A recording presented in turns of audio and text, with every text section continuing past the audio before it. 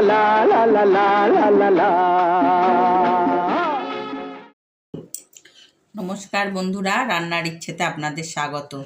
আজকে আমি আপনাদেরকে, বুঝতেই পাচ্ছেন, আপনাদেরকে বলেও কথাটা আবার আমি একটু থেমে গেলাম। এত বড় কপিগুলো কিসের জন্য আমি নিয়েছি। এই কপিগুলো দিয়ে আমি একটা নতুন স্বাদের রেসিপি আপনাদেরকে শেয়ার করব। আমি ফুলকপির আপনাদের অনেক রকম রান্না দেখিয়েছি। আমার কাছে কিছু কমেন্ট এসছে ফুলকপি দিয়ে আরও কিছু রেসিপি দেখানোর জন্য। সেই জন্য আমি এই ফুলকপির আজকে কোরমা বা ফুলকপির রোস্ট কিভাবে তৈরি করব সেটাই আপনাদের সঙ্গে আমি শেয়ার করব।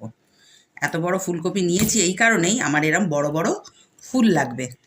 এই যে বড় বড় ফুল, এরকম বড় কপি না হলে তো এরকম বড় বড় ফুল পাওয়া যাবে না। সেই জন্যই আমি এত বড় কপিগুলো নিয়েছি। এবার আমি কপিগুলোর ফুলগুলো টুকরো টুকরো করে কেটে আপনাদের শুধু এই ফুলগুলোকে এইভাবে কেটে নেব। এই দেখুন কত বড় বড় ফুল। এই দেখুন আমার ছেলে আবার হাতে তুলে ছবি তুলছে। ও খুব আনন্দ পেয়েছে এত বড় কপি দেখে। তো ফুলকপিগুলোকে দেখুন কেটে আমি কিন্তু একটু গরম জলে ধুয়ে নিয়েছি। এই ধরুন ৩-৪ চামচের মতন আমি তেল দিই, সাদা তেল দিচ্ছি। এই রান্নাটা পুরোটাই সাদা তেলে হবে। আপনারা যতটা ফুলকপি নেবেন ঠিক তার আন্দাজ করে পেঁয়াজ দেবেন। আমি যতটা দেখিয়েছি ফুলকপি নিয়েছি, আমি সেই আন্দাজ করে এখানে আমি 350 গ্রাম পেঁয়াজ আমি এখানে দিয়ে দিলাম। পেঁয়াজের কোনো কাটিংয়ের ব্যাপার নেই, এখানে একটু রাখি কেটে যেভাবেই হোক একটু কেটে নিলেই হবে। পেঁয়াজটা কিন্তু লাল করে ভাজা হবে না, পেঁয়াজটা জাস্ট একটু নরম হবে আর একটু কালার আসবে। ব্যাস।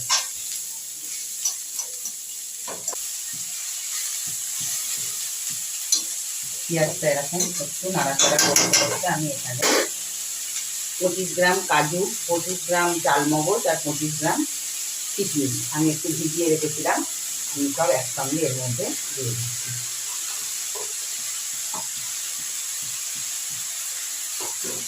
আমি কিন্তু 3টে জিনিসই 25 গ্রাম করে দিয়েছি।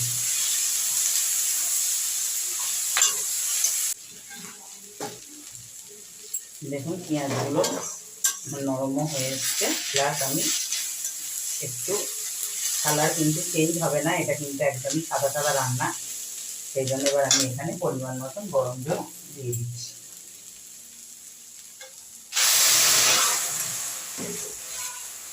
এই সব কিছুই একবারে একটু এই 5-7 মিনিট পর আমি আবার আপনাদের দেখাচ্ছি। এটা এইভাবেই একটু সেদ্ধ হবে। দেখুন পেঁয়াজগুলো কিন্তু সিদ্ধ হয়ে গেছে, একদম জলও শুকিয়ে গেছে। এবার এটা একটু ঠান্ডা হোক, তারপরে এটার একটা পেস্ট তৈরি হবে।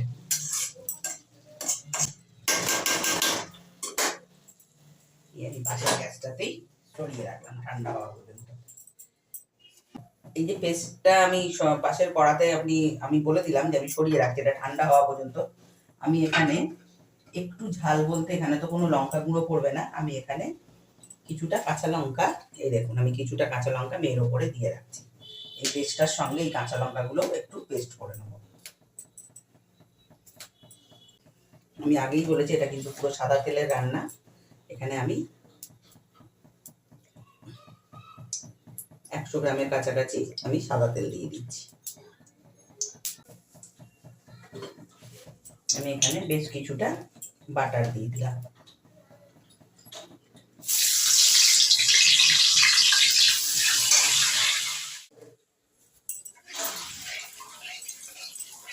এবার দেখুন বাটারটাও কিন্তু একদম মেল্ট হয়ে গেছে।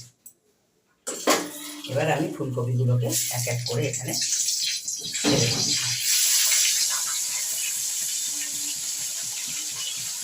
গ্যাসের ফ্লেমটা কিন্তু আস্তে করে তবেই কিন্তু ফুলকপিগুলো ভাজবেন, যাতে ফুলকপিগুলো কিন্তু খুব লাল টকটকে করে ভাজা না হয়ে যায়। দেখুন আমার ফুলকপিগুলো কিন্তু ঠিক এইভাবেই ভাজবেন আর কি আপনারাও, আমারও কিন্তু খুব ঠিকঠাক ভাজা হয়ে যাবে। আমি এবার ফুলকপিগুলো এক এক করে তুলে নিচ্ছি। দেখুন প্রতিটা ফুলকপি কিন্তু ঠিক এরকম একটু সাদাটে করেই কিন্তু ভাজাটা হবে। এবার আমি কড়াতে যে তেলটা আছে তাতে আমি 2-3 টুকরো দারচিনি আর এই 8 থেকে 10টা লবঙ্গ আমি দিয়ে দিলাম।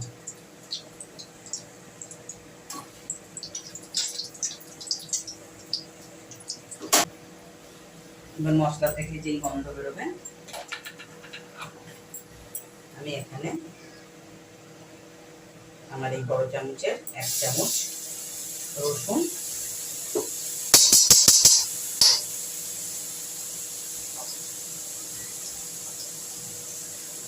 আর 1 চামচ আদা আমি এখানে দিয়ে দিলাম।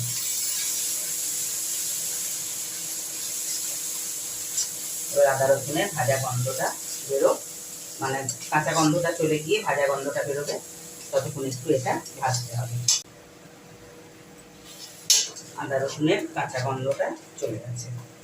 এবার আমি এখানে 1 টিস্পুন ধনে গুঁড়ো আর 1 টিস্পুন জিরে গুঁড়ো দিয়ে এটাকে একটু এর সঙ্গে একটু ভাজা ভাজা করব। আদা রসুনের সঙ্গে একটু বেশ করে মিশিয়ে নিয়ে আপনি এখানে নুনটা অ্যাড করবেন। যতটা নুন দরকার ততটুকু নুন দিয়ে দিলাম।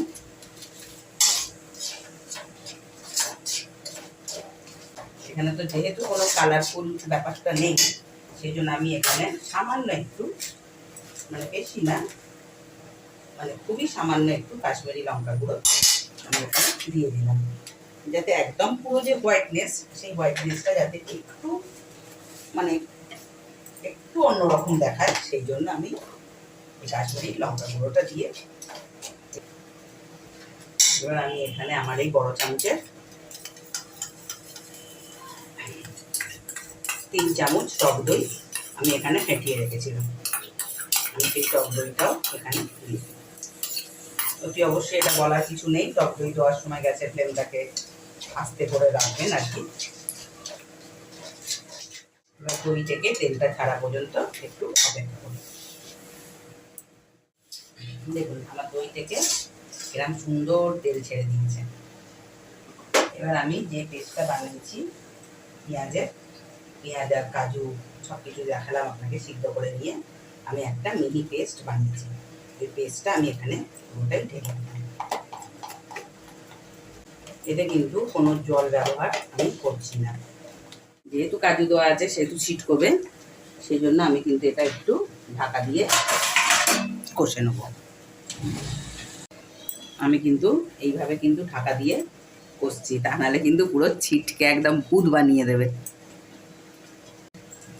দেখুন বেশ কিছুটা কষানোর পর আমি এখানে 1 বাটি দুধ নিয়েছি, আমি সেই দুধটা আস্তে করে এর মধ্যে খানিকটা ঢেলে দিলাম। এবারে এই দুধটা দিয়ে খানিকক্ষণ আরও কষতে হবে, মানে দুধটা ফুটবে, যত গ্রেভি শুকোবে ততই কিন্তু তেল ছাড়বে, ততই কিন্তু সব কিছুর টেস্ট মানে বেশি হবে আর কি।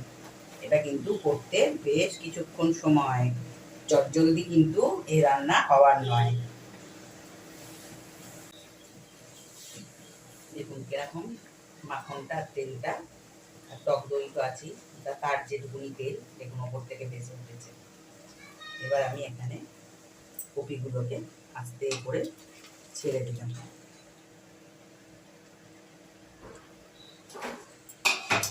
এবার আস্তে আস্তে কপিগুলোকে ওর সঙ্গে কষতে হবে। আমি নুনটা তো আগেই দিয়ে দিয়েছি। এবার আমি এখানে একটু পরিমাণ মতন একটু মিষ্টি দিয়ে দিচ্ছি।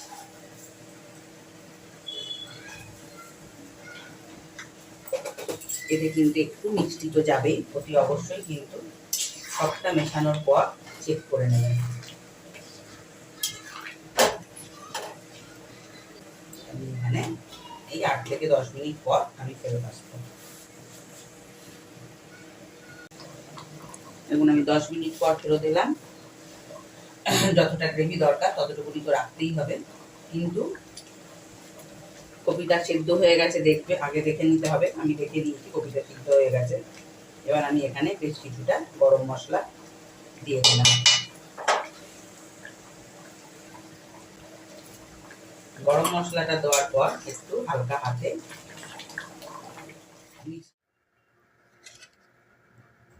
দেখুন বন্ধুরা, আমি আমার ফুলকপির কোরমা ঠিক এইভাবেই আমি কিন্তু পরিবেশন করছি।